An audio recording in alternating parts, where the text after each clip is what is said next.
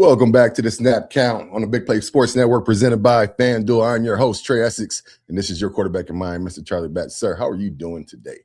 I am doing well, man. No complaints, man. I hear kids' voices outside my window here Yeah, at the foundation, man. So everything that happened last week and finally modified scheduling, and now you're seeing the kids returning back to the building. So we're truly grateful and thankful for everybody who has supported what we're trying to build over here at the Best of the Batch Foundation, and making sure that we don't disrupt the kids anymore than what we currently are. So we are truly grateful for and thankful for all of the support that everybody has provided us. So we're humbled by everything. that's awesome, man. Good to see the community step in and help out in the time of need for Best of Batch. Good to see you guys over there, the kids.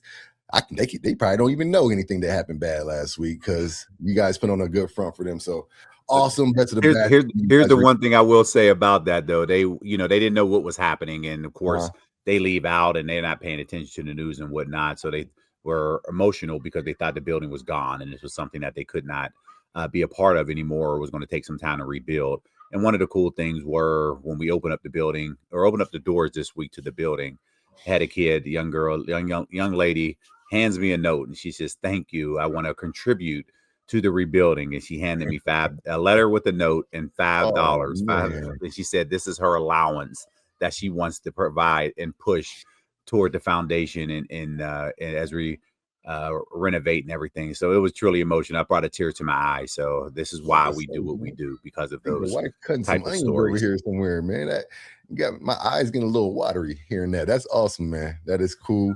And I love you and Tosh always know how to make it good for the kids. So great to see you guys back on your feet, up and running. And I hear those awesome kids having the time of their life in the background. So that's awesome. Well, CB, we got about 3 weeks left until training camp, man. And it's interesting. I was watching Wimbledon, which is one of my favorite things to watch. I'm a tennis watcher. Serena last week and all the hoopla, but Coco Gauff did win today, just to let you know, CB. But I thought I caught a glimpse of A-Rod taking in the festivities as well. So if he is there, it's good to see him get some R&R. But with about 3 weeks left, where are you usually at in your prep? When you were playing, when CB was in the prime of his career, what were you doing with about 3 weeks left to get ready for the season? Yeah, I typically stayed in Pittsburgh, and prior in my early early portions of my career, I would go down to Florida. Again, we talked about last week's show at Nick Bollettieri Tennis Academy, which is now known as IMG Academy, and would spend some time up there ramping up, getting ready for training camp. But as I got further into my career and the foundation and a number of programs that we were running, I would be here in my hometown of Homestead, and we actually had a basketball league that we were running, and we had 350 kids that were a part of it. Yep. We did it 8 weeks, 4 days a week. You've attended that many times over as well, Trey. So we were ramping up and getting ready for playoffs in anticipation of our championship day, which was a mini community day. And that was always right before training camp. So that was always in the evening hours. But again, just trying to do a lot of training and whatnot at the facility, even though there were limited things that were down there only because they were in transition up to Latrobe at St. Vincent's. So you just had to kind of get in where you could fit in over the last couple of weeks and get ready for camp. But more importantly, making sure you're ready for that conditioning test. That's for sure. Man, you ain't lying. And I'll tell you what, Steve, you were a lot more mature than I was because it took me a while. So I played a grand total of 8 years. And I'm not going to lie, those first 2 or 3 off seasons, I had the time of my life. And I'm going to say it took me maybe about 1 or 2 weeks, maybe 3 weeks into the off season post OTAs before I really started to lock in. Like you mentioned, that damn conditioning test being at the end, you did not want to be out of shape when that thing coming in. So you better get on the bus and start working out early. But I did not do that my first 2 or 3 years. Maybe I would start training like a week or 2 before. And then when that conditioning test came, I was damn near dead at the end of it. And so through my years, and thankfully I didn't get cut and I had enough off seasons to prove myself, I got more mature and more serious about my off season routine. But I wonder, are these guys taking this seriously? I know kids are a little bit more in tune with their training nowadays. I think our guys were pretty mature, but I'm telling you what, us old linemen know how to get it in. We know how to party a little bit. And so there were a few weeks there that it took me a while to get into the routine of training for it, but you definitely want to be ready come July 28th for sure. And that the one thing, and people don't realize, because people look at July 4th as a holiday and ramping up for summer, but for players, that is almost the unofficial ending of summer.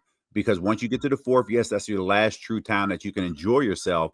And now you have to get ready because you're about 2 weeks away from training camp opening up and 6 weeks away from proving that you can make the roster. So Right. this is critical for all these young athletes that are there, understanding how it goes. Because back then we had double days, and if you weren't in, at least you had time to ramp up and get yourself in shape prior to the season starting. Right now, you don't have that. There are no two-a-days. You have one practice, and then you have one walkthrough. So if you're going to need you lose some extra pounds, you have to do those workouts on your own. Get that conditioning done and stay away from the cafeteria, because it's vastly different than we were. We ate good up here, but again, it got tiresome. But right now, the way they revamped that cafeteria, you can eat good all day, every day. So you got to make sure they got the good stuff. Yeah, they're doing in practice, and this at least wasn't under Tomlin. I don't know if McCarthy will continue this, but on offense, they would do like 7 shots, and then that was literally 7 plays from the 2-yard line, essentially 2-point plays. And the winner of that had the opportunity to eat steak and lobster, and the others ate burgers or whatever else was provided. So there more was an incentive that way. And there's a huge sign on the food that says only for offensive or defensive players. So the staff, cafeteria staff, they're aware of who won that particular drill, and they monitor anybody that goes close enough to that table that they are not allowed to touch the top things, meaning crab legs, if there's, the shrimp, what am I looking for? There's another one that's in there as well. Scallops. Okay. So you can get all of that if you're more of a seafood guy. But again, you just have to monitor it if you are, need to portion out your plate sizes to make sure you're holding your weight or losing your weight if you need to. I mean, God knew what he was doing, not to provide that for me, Max, and Willie. He knew that we shouldn't be. We couldn't have those options. First of all, we would have balled out. We would have won every damn steak dinner trying to block Casey Hampton, Aaron Smith, and them. It would have been some battles. But I will say this. But here's the one thing I will add to that too, and one piece of it. That's cafeteria piece. But remember when we were there, our bonus used to be, when Capitol Grill or Rue Chris came up for that late night snack that you would have. And before, we always have the pizza and wings on the other side that we had to go. Now they get that every single day. So there's a new restaurant that is there. So in addition to the cafeteria food you have options at 8:00 at night. And that's where you start to kind of get carried away and you forget about, okay, you're not burning those calories, but yet you're putting them on, and that ultimately can impact kind of your day-to-day, especially from weight. We're only talking about weight in this particular situation. You're talking about weight, yeah. These cats must be disciplined, because I don't think I would have had the self-control. But I will say this practice is set up so differently now. And you mentioned like the 2-a-days, and some days it would be 3-a-days back. You could work yourself into shape when we played. Now, because you don't get that type of field time and you are limited with what you can do conditioning-wise as far as the team is concerned due to the CBA, these guys really do have to take the onus upon themselves to get in shape, because you do not have the opportunity to do it once training camp starts.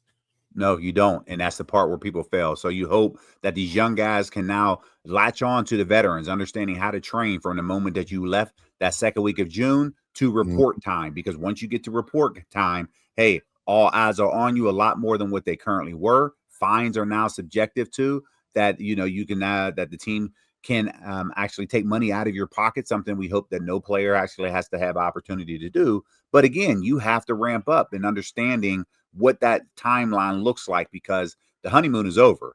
When you get to Latrobe, you better make sure you're one of those 53 leaving out of it. So you better do any and everything possible that it can help you, give you an advantage over the next person if you're competing for that with that guy who could potentially be a friend. But at the end of it, hey man, this is business. You got to go out here and handle your business outside of it. If not, you'll be watching your friend on TV as he makes the roster. So don't mess it up in this particular point. Yeah, you don't want to be cheering for your friend from your couch, man. You want to be there with him. So no doubt. One of those people that will be preparing for camp here pretty soon that we're looking forward to seeing on 28th is a guy we've talked about quite a bit that we're hoping to see big things from. And he was just honored with being named our first recipient, our first Steeler in the top 100 that the NFL does. And coming in at number 82 is Mr. Jalen Ramsey. And I'm not going to lie, CB, I was a little surprised when I saw this because he kind of had a little bit of a down year last year. Not all due to him, but because of the influx of injuries and also just the moving around from different positions to position. But when Jalen was at his best, and especially that first game when him and Duggar against the Colts, when he was on his game, when he knew what he was doing and locked in, he definitely was one of the top 100 safeties or 100 players in the NFL. Yeah, it was just when people look at it, look at stats. Yeah, I can understand why he's at 82. Is he better than 82? Absolutely, he is. But again, this talks about the selfish move that he made for the team. And people aren't going to look at all of that and why it impacted his stacks and whatnot. You're moving him from his natural corner position into safety because you needed help at that particular point, which impacted his rating at this point. So he'll rebound in a hurry. I'm a huge Jalen Ramsey fan. This guy will go out there and get back to the point of why you wanted to trade for him a couple years ago, and he's going to get back to playing that way. It's a bargain at this particular point. So if he's on your fantasy team, I would advise you taking. Yeah, 31 years old. He's on the back half of his career, obviously, but he still has a lot of game. You don't see his speed. He might have lost a tad bit of a step, but that usually the great ones, and we've seen it before, the great DBs, the shutdown corners, usually can transition to safety and play free, like Charles Woodson, like Rod Woodson, like Dion. And so Jalen seems to be making that transition as well. Last year was his first legit year playing free safety, and he couldn't really depend on a partner back there because after Deshaun got hurt, it was a mixed bag between Kyle Duggar and what other names am I missing right now? The other safeties that were thrown into the mix. And so there wasn't a consistent Robin to his Batman. This year, hopefully, with a healthy Deshaun Elliott, and we brought in Brisker, we brought in Savage, and we drafted the kid out of Oklahoma, he has help back there, and he gets some more consistency to get back to the top of his game. Absolutely. And that's what you want at this particular point. And that's why you brought Jaquan Brisker in here to now offset and allow Jalen to kind of float a little bit at this particular point. So they knew the problems, they identified it, and they addressed it in the secondary. Now let's get Jalen back to where he is. And when we're talking about the first Steeler on that top 100 is Jalen, he's a lot better than that. He knows that. And again, hopefully he uses that as fuel that's going to now get him through this season. Not that he needed any more. He understands he's been a veteran and he has that Hall of Fame career thus far. You know he's going to bring it. Well, he has plenty of motivation because when we get to these Steel City headlines, we need him at his best, as well as the other safeties back there, because we got some formidable wide receiver groups that we will be going against in our own division. But before we get over to the Steel City headlines, let me ask you this. Who else, off the top of your head, do you think will be listed on this top 100? Now that Jalen's at 82, who else do you think? I think we both can agree TJ will show up somewhere. Cam will show up somewhere. Do you think those are the only two that show up? I think Joey Porter. I think that JPJ shows up on that list at some point. So that will probably be me. My four that I have on there. I don't necessarily think anybody on the offensive side would get on there at this particular point. Yeah, I would have to agree with you. I think A-Rod, there's a lot of good quarterbacks in this league. A-Rod is still slaying that thing. You're obviously still a big fan of his. He probably won't make this list, but he might hopefully look back on this season and say he was definitely one of the top 100 players. But before we get to that, we got some wide receivers to rank in the AFC North, and we got some O-lines to rank. And I want to see what you have to say, CP. We'll be back after this.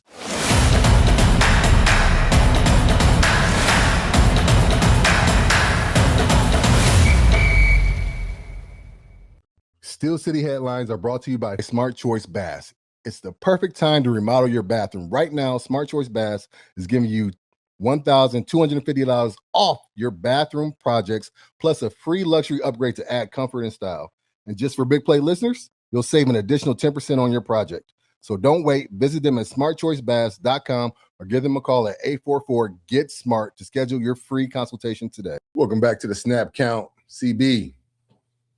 We got some rankings for the people out there. This year, the AFC North, when it comes to wide receivers, and one of the biggest acquisitions that we got this offseason that we've been banging the drum for is to get a second wide receiver to help DK in the pass catching game. And so we did that 2 times. We got Michael Pittman traded for him, and we got Jeremy Bernard out of Alabama. And so I think because of that, before that, I would have ranked us probably at the bottom as far as ranking the wide receiver or just the pass catchers in general, because we're going to include tight ends in our rankings too. But because of that, because we were an aggressive and Omar wanted to bring in some more help, and in this offense, you need as many good pass catchers as you possibly can. I'll put us up there a little bit more. I think we are now the second best unit as far as wide receiver and tight ends go in the entire AFC North. And so I have obviously the duo and Jamar Chase and T. Higgins at number 1. Just them two alone puts it number 1. They don't even need just for people. Just before people watching, we do these lists separate, and then we send them into the group chat. So this was not something that me and you looked at and said we're going to compare and contrast. So I just want the viewers out there to know when they're looking at this, you're picking the same thing. Our mindsets are the same. So I wanted to pause you there to alert the audience there. Great minds think alike, CB. Okay, great minds think alike, and so I guess we are right here, dead on as far as our rankings concerned. I didn't even see that, but you agree. T. Higgins and Jamar Chase far and away number 1, and with the addition of Pittman and bringing on Bernard, and we're hoping Roman Wilson comes in and contributes. And then with us, I think you can also add to the fact that we have 2 really good tight ends in Pat Freiermuth, and then obviously Mount Washington is just something else completely different, but he does catch the ball. And so with that, I think we have the best tight ends. If you just want to put tight ends by themselves, I think we're number 1, even with Mark Andrews in Baltimore, because he's getting up in age. But with tight ends and wide receivers and pass catchers as a whole, I think we are the second best unit. Then the Ravens, they got Zay Flowers, Rashad Bateman. I thought they brought in some more help. Did they bring? Is D-Hop still there? I can't remember. Let me look it up real quick. But with the Zay Flowers, it leaves a little bit to be desired. And I know Lamar Jackson, there's been this thing about him not getting enough help at the wide receiver position, and that we're stunning some of his growth, or not we, but Baltimore is stunning some of his growth because of that. And so they drafted Jacoby Lane in the 3rd round, and they got Devontae Walker. So nothing that really jumps off the page. And then obviously the Browns being in 4th, Jerry Jeudy is a good player, but had way too many drops last year. And then really nobody else really jumps up the chart from me from the Browns. So that's my ranking. Outside of the tight end, David. Was it David? He was there, and I think he's now in the Chargers. Yeah, he's with the Chargers, I think. So, but I think that's a big loss for him in the receiver category, and I think that's, for me, that was a reason why they were at the bottom, because there was so much production in the tight end position. Yeah, but they did. The rookie that broke all the tight end catching records is still there. So I think that's why they were okay with Njoku leaving, Fannin Jr. And so I put the Browns at 4th now. Don't get me wrong. The potential is there for them to shoot up this list because they drafted 2 wide receivers in the first 2 rounds in Casey Conception and then the kid out of Washington, and Denzel Boston, the big guy. And Cedric Tillman being another big wide receiver. Isaiah Bond, who caught that bomb from Shador last year, and that the one where you were scrambling out to the right, his signature throw last year. So there's something there, but it's just not enough to put me over any of the 3 teams above them. Yeah, I agree with you on that. And when you just look at the Browns, the one thing in Todd Monken's mindset, he's going to run the football to try to get you in there, and it's going to create a lot of one-on-ones on the outside. So they do have an opportunity to now elevate themselves. But again, it's just the unknown. We don't know exactly what type of style that Monken is going to have with that offense down there and the input for the Browns. So that's why they're at the bottom.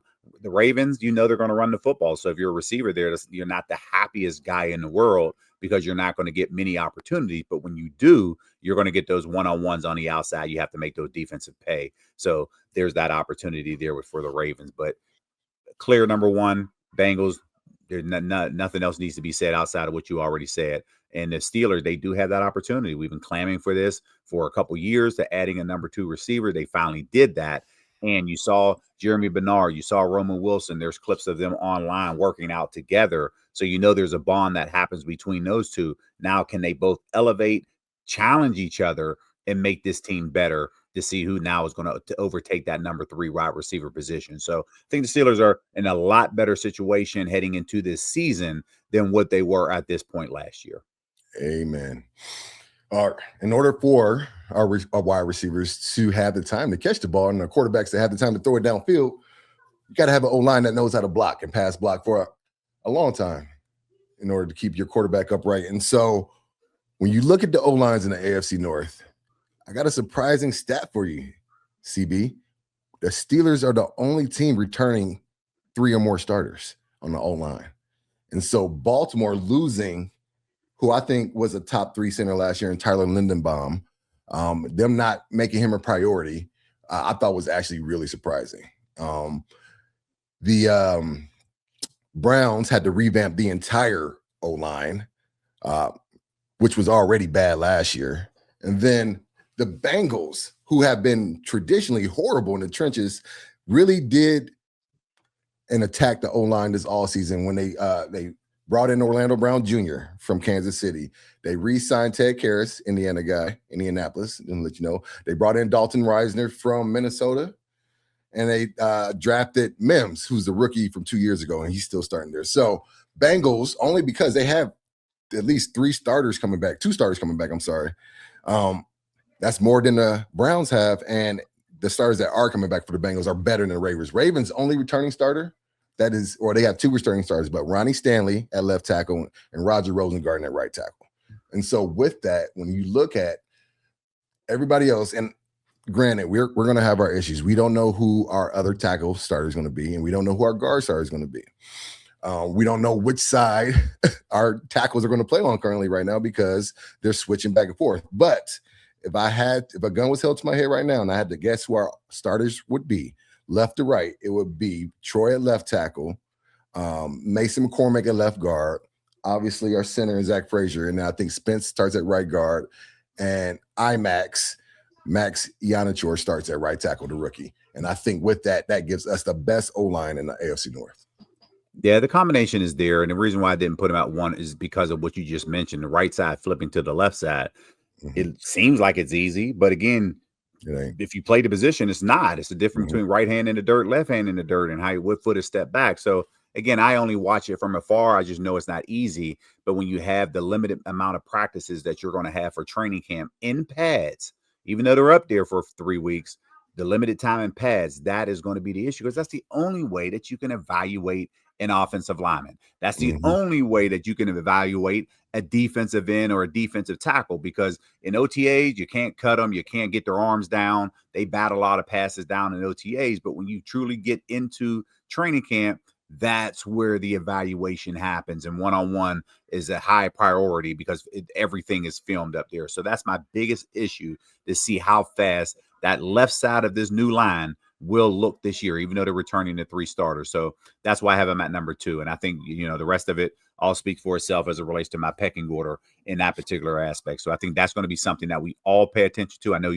you'll be up in training camp this year for a few days, and I know what group you'll be eyeing up. So there's no need for me to walk over and even attempt to look at that group when you're up at training camp at that time, because I know you have everything under control from that perspective. Appreciate you, brother. Something interesting about the Ravens last year, I brought it up. They lost their centerpiece and their nose tackle to a neck injury in Nnamdi Metabuke, one of the best D tackles in the entire league. When they lost him, that defense struggled the entire year. And so when you lose one of your linchpins on the defensive side of the ball, it trickles down the entire defense. I wonder if that's going to be the same thing that happens on the offensive side of the ball. Tyler Lindenbaum, an all-pro center, had just left, and I think he went to the Chargers as well, so, or at least somewhere in LA. And them losing your quarterback center, his center that he's had the last 3 or 4 years, speak to how big of a difference that could be for Lamar Jackson. It's going to be tough, and I think a lot of it comes down to cadence and them just understanding how he plays, because again, in OTAs, he's probably not running around and creating opportunities like he would do in the regular season. So it's hard for the offensive line to understand, okay, I expect you to set up in the pocket, but now all of a sudden you're 2 yards outside of the pocket and creating, and sometimes that's where the hole happens because you're unsure of where your guys are going to be. So I think that's just something that they just have to learn in a hurry. And that's why it's going to be important, especially with the new coaching staff, to hear what happens if Lamar Jackson is actually playing in a series in a preseason game. He's at a point of his career right now where he doesn't need it, but also you just want to get him into rhythm when he gets in that first preseason game. So it's going to be something that I just pay attention to with it. But when you talk about the challenge, yeah, it could be a potential challenge. They just have to now figure it out. But I don't think it'd be that big of a challenge when they head into the regular season. Yeah. I mean, he's a pro's pro. I'm sure he'll adjust, but I do think there will be a drop in production. That right now they have Danny Pinter penciled in as their starter at center, free agent out of from the Colts last year. They obviously drafted Ione out of Penn State, who's penciled in at left guard. So there is some there. Danny Pinter is a pretty good player, but he's not Tyler Lindenbaum. So we'll see how the Ravens adjust to that. But I do think when it's all said and done, and if they keep on improving like they did the last 3 years or the last 2 years, Zach, Troy, and Mason, and then you add along a Spencer Anderson who is in his contract year and is hungry as all get out to be the starter now that he has the opportunity, and then the manimal, the humongous rookie in the Max Ionichor, I really think we have some good things going in the right direction. And I know Coach Campen is loving the tools he has to play with on the offensive line. So that's why I got us ranked up there as number 1. So, but we got some more things to look at, CB. PFF came out with a top 20 all-time team for the Steelers. The best Steelers team in the last 20 years. We're going to take a look at it, and you're going to let me know if there's anybody that's missing or if there's anybody else that should be taken off. We'll be back after this.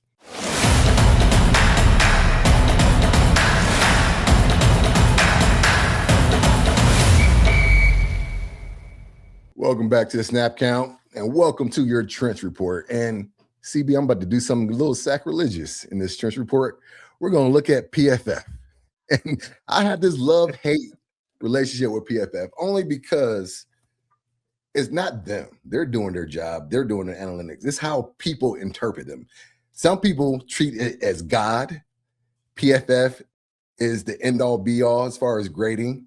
And some people just treat it as a tool. I like to treat it as a tool. It's just a tool, another thing of information to grab onto, but it's not the end-all, be-all when I look at football game and decide how I'm going to evaluate somebody. But in this instance, it's always pretty cool when they come out with their list of all-time greats, and they did a top 20 or last 20 years best Steeler lineup. So it's 2026 minus 20 since 2006.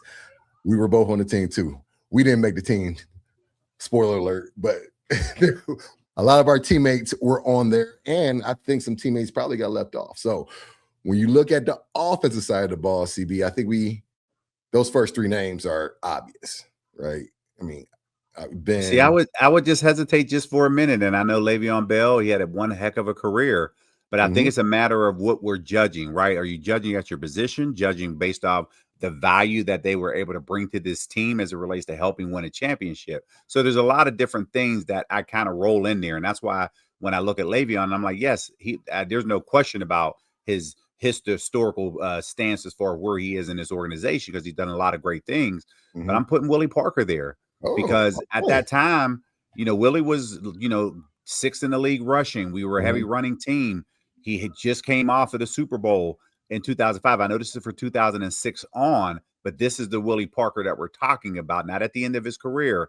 And then the following season in 2006, even in that year, I think he finished with almost 1,400 yards. He did the exact same thing in 2007, and he helped bring another championship here in 2008. So that's why I would put Willie there. I know he finished his career in Washington in 2009, but that's why I would just put him right there, only because the value and what he meant by helping bring in championships to Pittsburgh. That's the only reason why I give the edge to him over Le'Veon.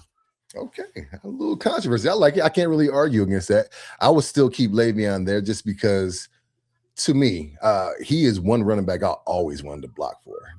And his running style was totally unique and was an offensive lineman's dream because it allowed you to finish blocks because of how patient he ran. And he was at one point, I think, arguably the best running back in the league. It was probably him, Todd Gurley. We're going back and forth. Who else? Yeah, those are usually the two at the top. And so I would keep Le'Veon there, but there is a strong argument. Willie Parker still has the longest run in Super Bowl history. It just so happened that was in 2006, granted 2005 season, but the year was 2006. So technically he falls within this 20 year thing. And then he came back and followed that up, but as an undrafted rookie, to your point, he had 1,400 yards and then came and followed it up with another 1,300 in Pro Bowl season. And so there is as strong an argument for him as I think for Le'Veon, because at the end of the day, he got the hardware. He got a Super Bowl and Le'Veon does not. So as you keep on trickling down the list, I think Antonio Brown, we agree there. I think we both agree with Hines Ward. Santonio Holmes has the catch. But I think I might slip Mike Wallace in there because I think Mike might have been a tad bit more productive in his tenure as a Steeler. And Mike Wallace he was, what did Coach Tomlin used to call him? One trick pony. It was a great trick that he had. And he managed to have a really good career. Left us, went to Miami, played for Baltimore a little bit, but ended up having 2 1,000-yard seasons for us and was huge in a few games. You remember that overtime, a game-winning touchdown that Ben threw him against Green Bay? Yep. So he has a catch too. He has a toe-tapping catch too. His just didn't count for a Super Bowl. That was in 2009. Yes, it was. So that would be my only argument there. What do you say? Yeah, it's hard because I thought, 1 and 2 are already there. AB, Hines, they're going to be in that particular name. But that third one is tough. It's hard. Again, Santonio was able to do that. If it was prior to 2006, my third one would be probably Antoine Randall as my third. But it's not. We're only talking about the 2006 and beyond. So I think based off of that, even though Santonio played 3 years under this particular formula, he was traded in 2009 or no, maybe 2000, heading into 2010 as he went to the Jets. 2010, correct. Yeah, so his body, his work is right there. So I would stick with these three right now. Yes. Okay, so tight end, ain't nobody gonna jump Heath. Pat is a good second tight end, so I'll give him there. Now we get into the O-line.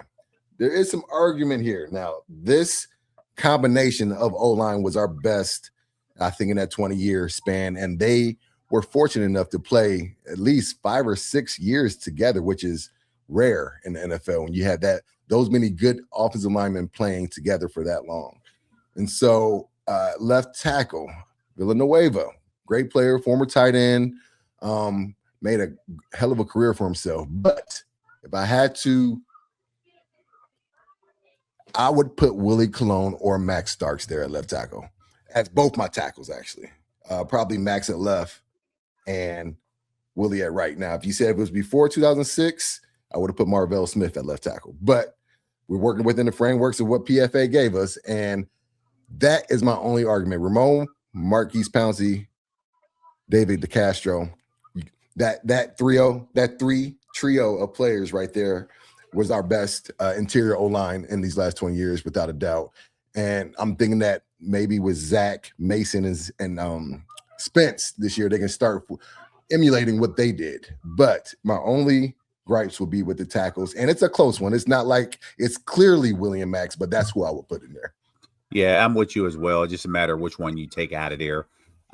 Because both of those guys, were instrumental in bringing the Super Bowls back to Pittsburgh. Max, 2 of them, Willie 1. So I think these are things that, you have to look at from that perspective. And it's a great argument to have. We're not slighting anybody when we're talking about on this list.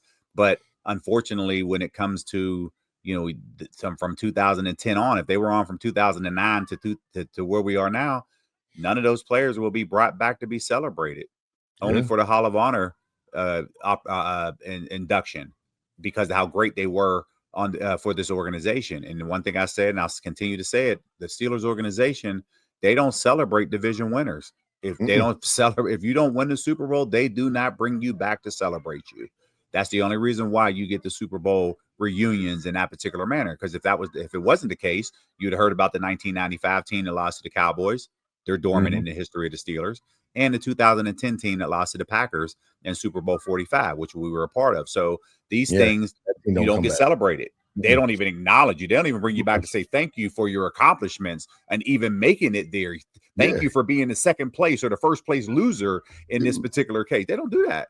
So when you look I don't even have. Do you have the? What did we even get for a gift? Did we even get a gift?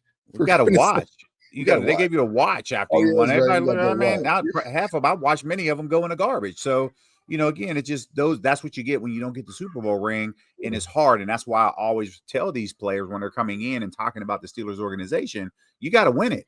If you don't win the Super Bowl and have the biggest picture in the hallway when you're walking down the hall, they don't bring you back.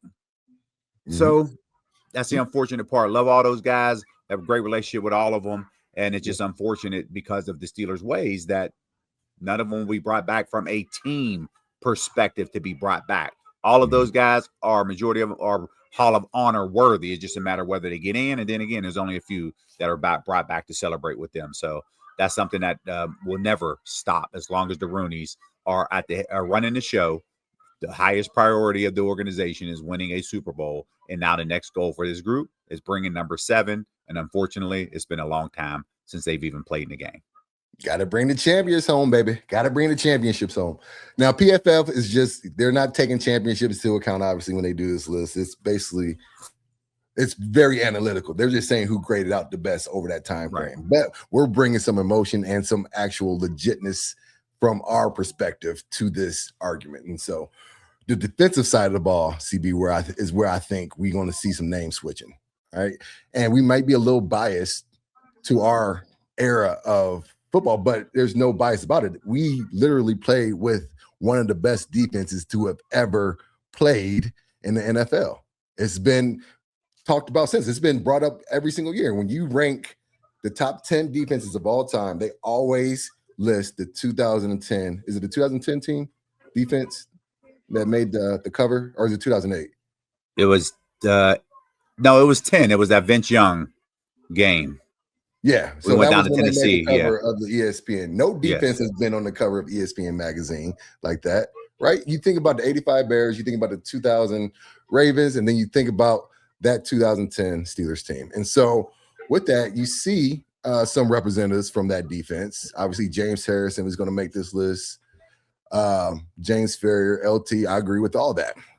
The first disagreement I come to, Cam Hayward obviously belongs on this list, is the nose tackle. You got Javon Hargrave, who had a really solid career as a Pittsburgh Steeler, was one of the better interior pass rushers that we've had. But there is no way in hell that Casey Hampton is not the best nose tackle on the last 20 years, last 100 years with the Pittsburgh Steelers. And so that was my first one. No slight against Hargrave, great player, but you definitely got to put Hampton there at nose tackle. Yeah, and you're stopping only the top 3 right now.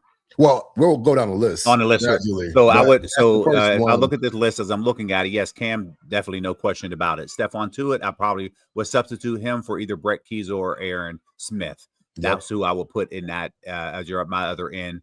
Ham, I would definitely put in over Hargrave. Linebacker position, I probably would put Larry Foote over Lawrence Timmons based off their productive body of work. Corner, I'm taking and removing Steven Nelson, and I am putting Ike Taylor in there because Ike Taylor had one heck of a run, even though he does not have the interceptions. And he would tell you in a heartbeat, if he was able to catch the ball, he'd be in the Hall of Fame. He'd be more Pro Bowls, and that was something but he led the league in pass breakups. So I would put him in for consistently that way. And then my safeties, you would keep Troy and Minka based off what they did in their accolades. Yeah, RC would be a very strong honorable mention, obviously, but correct. Minka's body of work. I think RC at one point said Minka, he put him, I think they were rating or something like that. And I think he may have mentioned that Minka, he would put him a little higher than him.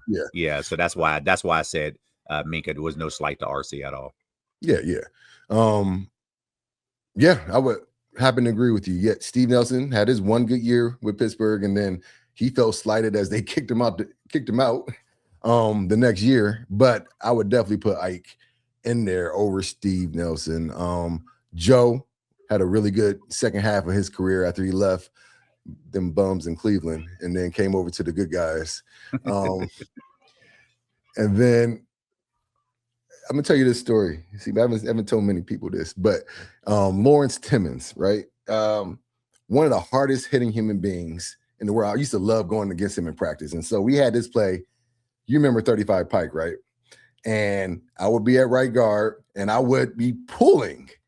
And my goal was to always mess LT up because he would always see me coming. And I know that when I pull and I get a head full of steam, I'm going to get him more times than not. Well, this particular day, I pull him up. He sees me. He coils up, puts that helmet right on my chin. CB, first time in my life I've ever seen all white. It was like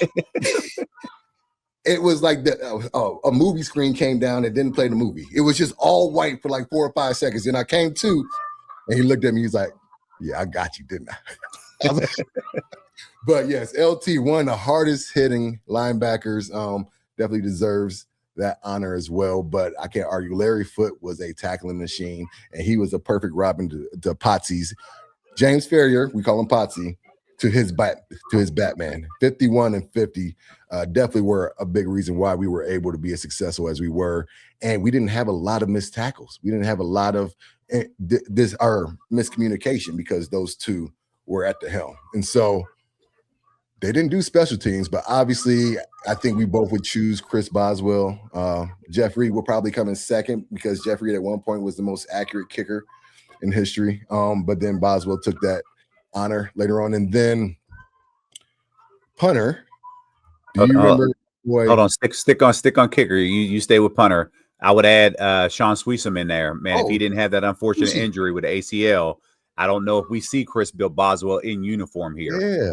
So people forget about that name. Yeah, Sean Sweesom was probably one of the most accurate kickers as well. So he's up there as honorable mention.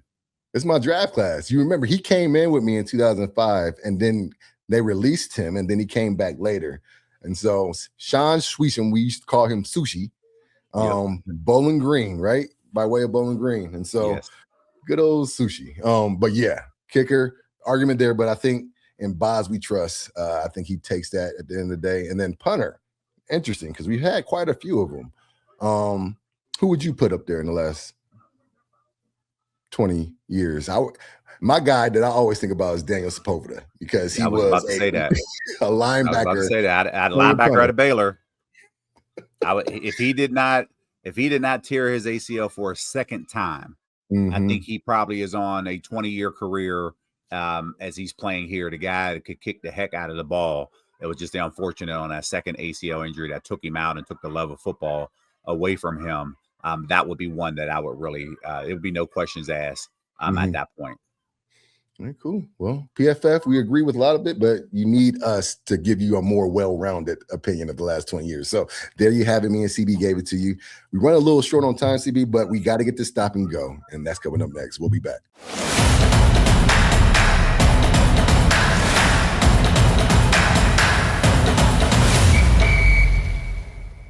All right, before we get out of here, I cannot let the best crossing guard in Western PA history go without 3 stop and go questions. CB, we need to hear what you have to say. Aaron Rodgers said that Mike McCarthy's offense is stuff that we used to run, quote unquote. Stop or go, CB. This Steelers offense may be outdated. I'm not saying I'm going with this. I'm not stopping. I'm going with it. No. You said it will be outdated. Yeah. Oh, then I'm stopping here. I don't think it's going to be outdated because, yes, they work together for 13 years, but now you're into a new system. Yes, you're going to change some things up and you have to evolve in today's NFL. I don't think that's going to be a challenge to them because once your quarterback knows what's going on and he is the extension of the coaching staff out there, he can get your receivers and every pass catcher out there up to speed as far as where it needs to go. So I think this offense will be in a lot better shape than what it was in the past. And CB, is there really that many different plays now than they were when we were playing? Like our offense is that drastically different these days? Well, it's just a matter of what you call it, right? Yeah. Sometimes you simplify it. Ben, they built the offense up under Ben. The offense wasn't wordy under Bruce Arians, but when you get to the West Coast system, they've always prided themselves on verbiage And I'll give you a play just from Detroit. And I was in there. I played in this system in 2001. You could be on the 1 yard line. It's red right switch, Z right, sprint right, GU corner on one. That was the play. Like, why? Why are you saying all of that? But if you're on the right hash to flip it to the left, red left switch, Z left, sprint left, GU corner, halfback flat on 1. Like, literally, that's how fast you have to say it. But in our terminology, we would just line up in jumbo personnel, and you say, okay, sprint right, corner, and that would be it. So it's just a way of what you call it. That's all. See, I just got a little hype. Just now when you started doing the play, like, got a little hype. Like, okay. Like, I could play a little bit. Like, you talking to me in the huddle. That's what I felt. Just you could switch up the snap count, too. If you want it on 1, that's fine. If you want it no colors on there, time out the motion, get up and get set. If you want that same play, I'll give you red right switch, Z right, sprint right, GU corner, halfback flat, no colors on 1. Ready? And you break. That's just how it goes. Can you give me the cadence one time, CB, for old time's sake? So the no colors are usually going set. Then you're going right into your set hut, that type of deal. But when you're going blue 18, set hut. I like to go on 3 there, Detroit. I like to get everybody jumping. That was the one thing that I was able to get over Ben was my cadence because I got more people to jump off sides. So I love there's not many things that he learned from me. I'm just hoping that he learned that snap count as he got up in his career. I don't think people realize to an offensive lineman how that consistency in the cadence and how it sounds, how much it helps you as an offensive lineman because you can time it up, it's coming and gives you that split second more to get off the ball before the defense does. And you did that to perfection. I loved it. And so when I played my one game at center, it was great that you were my quarterback because it was that level of comfortability that we had. And we obviously dominated 28-0 that game. I'm just saying. No doubt. And you were the player of the game in that game too. So congrats on that, brother. Because you kept me calm and I was nervous as all get out, brother. All right, number 2, CBS Sports did a redraft of the 2024 NFL Draft. Knowing what we know now, CB, the Bears, stop or go. The Bears should have drafted Drake May number 1 overall. Obviously, they went up and drafted Caleb Williams, but what do you think? Is that a stop? Yeah, no, that's a go because it's easy to go back and recalculate kind of what you would have done in the draft, but they've been through multiple coordinators up there. There's no telling that Drake May would have been able to, keep that coaching staff from being fired. So it's easier said than done. I just don't believe it. I think Drake May landed in the right situation up there in New England. Mm-hmm. Well, they also had Pitt when they went further on in the draft, taking Rome Odunze at 20 over Troy Fontana, which I want to stop that one in the tracks right now. We got our left tackle for years, and he's going to be a Pro Bowler. We didn't need Rome. So hard stop right there for sure. And then last but not least, Travis Kelce and Taylor Swift got married at Madison Square Gardens this weekend, CB. Stop or go. We should have been invited. I'm going. No, I didn't think I would go because I didn't know either one of them. So didn't expect an invite. So, hey, now if I knew either one of those two, you better believe I would have felt slighted if I did not get an invite. Mm-hmm. That's just me. You, on the other hand, Trey, you know more people than I do. So maybe you on the list. CB, you famous, man, being the mayor of Pittsburgh and whatnot, unofficially. All right, brother, we'll be back with our big play bets. I want to know, since the U.S. let us down a little bit, who you got left in the World Cup. We'll be back.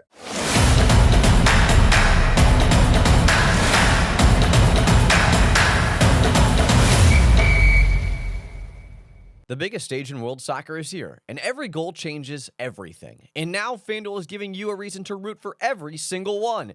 Introducing Every Goal Pays. Bet on a match and get bonus bets for every goal scored in that match. That's right, more goals means more bets, and all you have to do is turn on your token. From the opening whistle to the final kick, let there be goals on FanDuel. Visit FanDuel.com/bigplay to get started now. 21 plus select states for Kansas in affiliation with Kansas Star Casino. 18 plus DC, Kentucky, Wyoming. Gambling problem? Call 1-800-GAMBLER.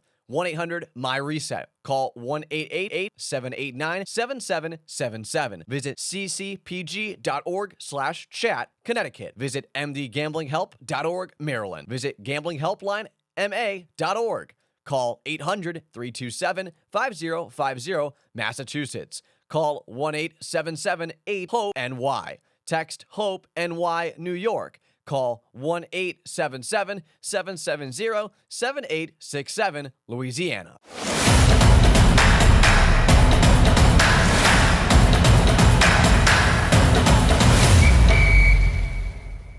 Welcome back to the Snap Count Big Play Bets, CB. I would have loved to bet some money on the U.S. for this World Cup. Unfortunately, they let us down in the biggest of ways with all this red card controversy, whatnot, getting overturned, not getting overturned, appeal failing, still playing, and then to show up like that was so disappointing. But I will say, just in general, CB, I got my World Cup scarf here, man. This entire World Cup has been amazing. U.S. before this match last night gave us a lot of things to talk about because they actually looked like they were going to compete and make some damage in this World Cup. It didn't come to fruition, but they did make the people excited about the potential moving forward for the future of soccer in this country. And so they're gone. Belgium beat them 4-1, but we still got some good soccer left. They're going to be about 8 teams come Thursday. That's the quarterfinals. I think today we still have Egypt and Argentina and then Colombia and Switzerland to make out the final 8. But as it stands, CB, it's 10 teams left if you count Tuesday's games. Who do you think is going to take home the World Cup trophy? What's it called? The Bloom? Something like that. The Bloom trophy. It's the ugliest trophy in all the sports. France, Spain, Argentina, England, Norway, Colombia. There you go. Belgium, Morocco, Switzerland, Egypt.